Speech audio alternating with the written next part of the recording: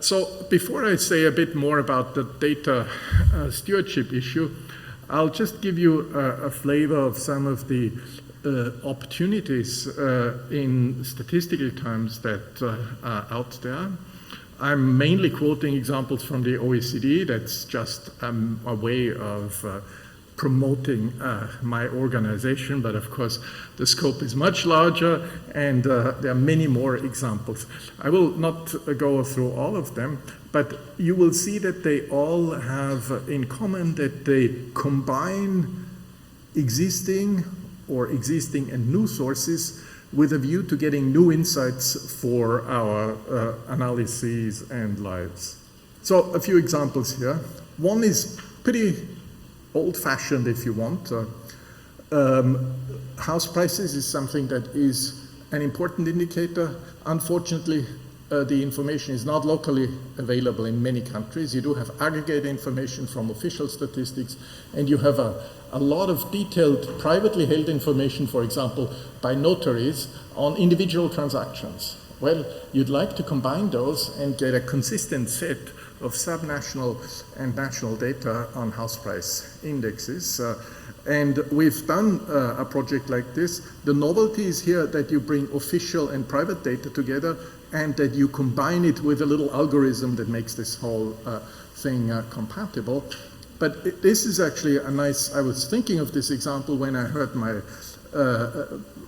predecessors speaking. I mean, this is maybe an area where you can overcome reluctance also of revealing data or sharing data of notaries on individual transaction if you have an encryption system, because that will put this at ease and I don't have to go through long negotiations to get access to their data sets and have to sign all sorts of legal commitments that can put me in jail if someone uses this data inappropriately. Second example is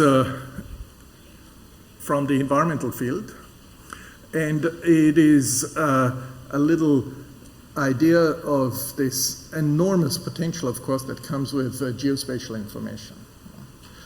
And what we have been doing here is we have been using geospatial information and trained the geospatial information with traditional information from urban atlases, so that the program learns how land use that is available, land use information that is available in these atlases appears in the images and can then paint a picture of the evolving land use basically all over the world and basically in real time. And this is a huge advantage for urban policies, for environmental policies, as you can imagine. Another example is again about combining geospatial information with traditional census data. You are able to detect air pollution, or in particular the particulate matter that is in the air from space. And if you combine that information with the population density figures that you get from our established censuses, you can compute the exposure of the population to air pollution in a very fine way, almost by square kilometer, for the globe as a whole, as long as you have the basic census and population data there. And that creates very interesting analytical tools, and again, it is about combining sources of very different nature in an efficient way to go further in the exploitation of these possibilities.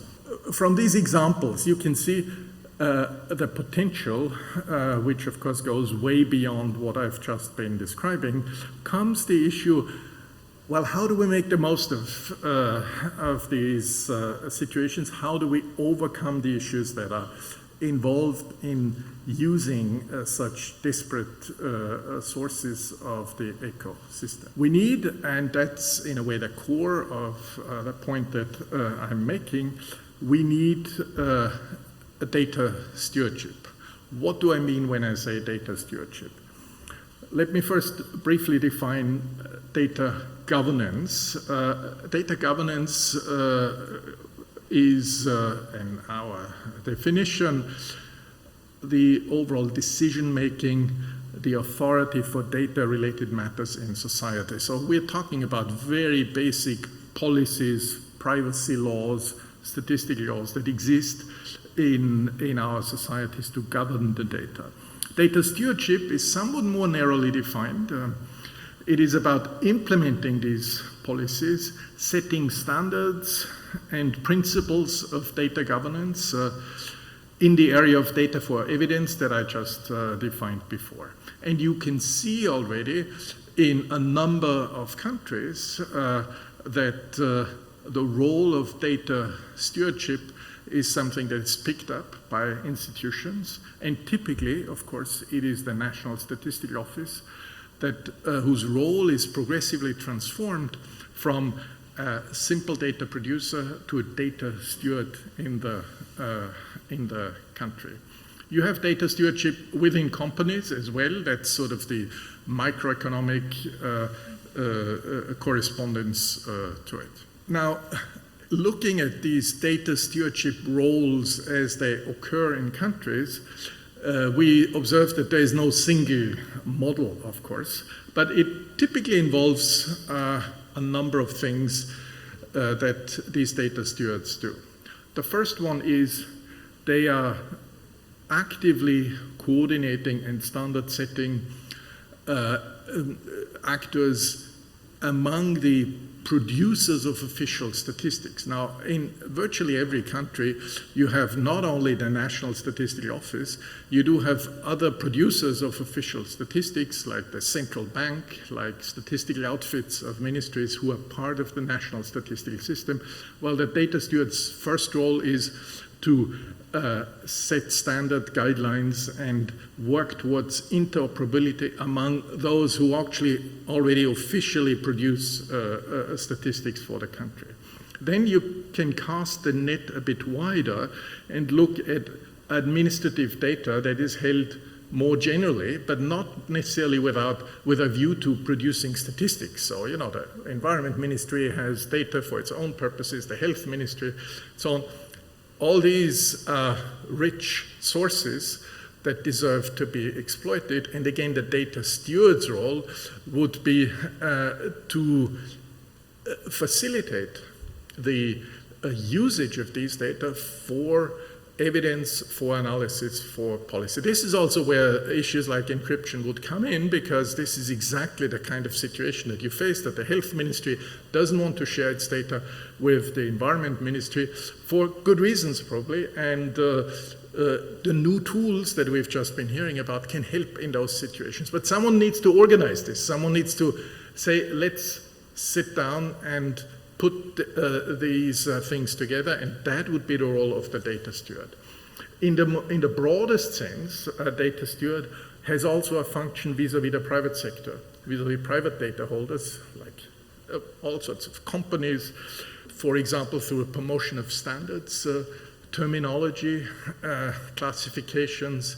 Those are pretty boring, but very, very important things, that things are labeled similarly and conceived also with a view to using information for statistics at the end of the day.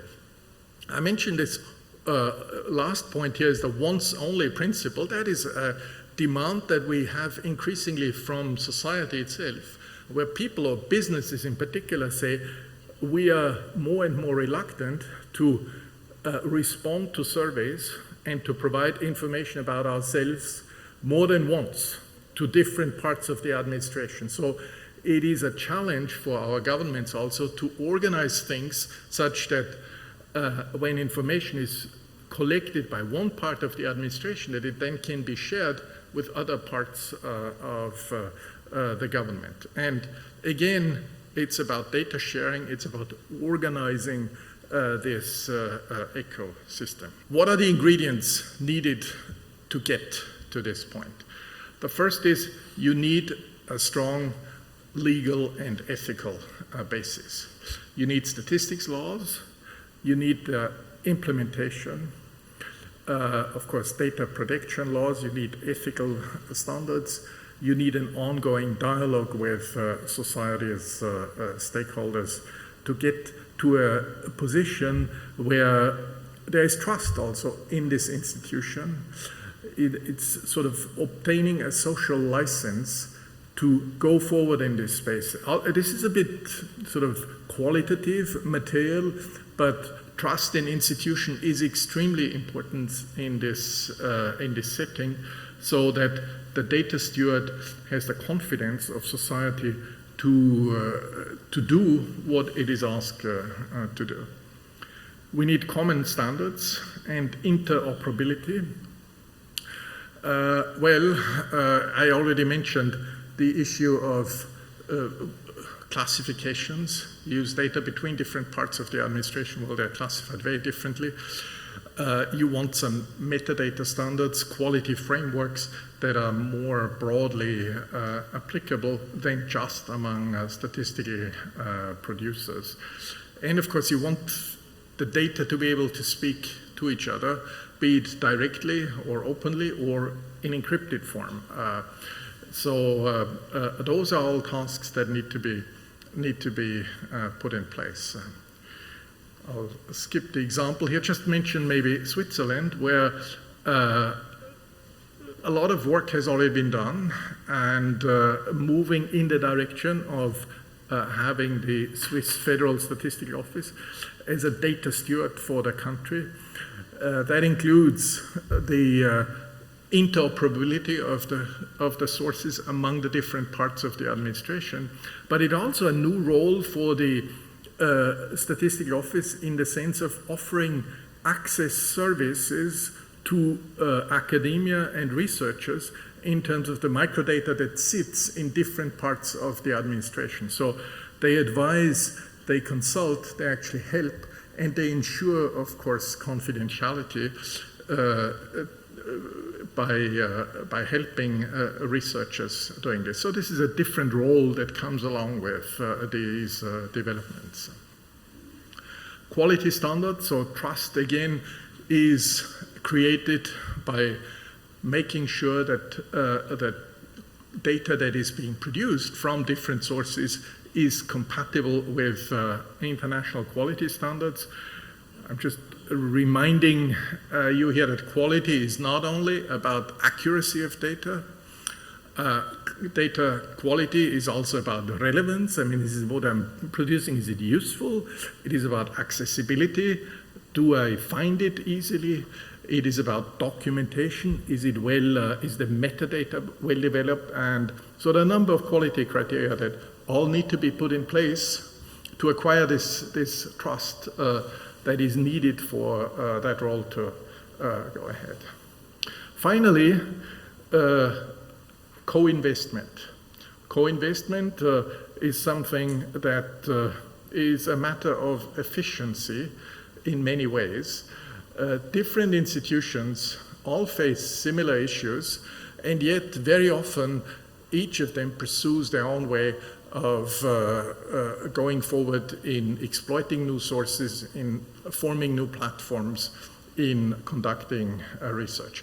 At the international level, we are trying to promote co-investment in data management, in data platforms.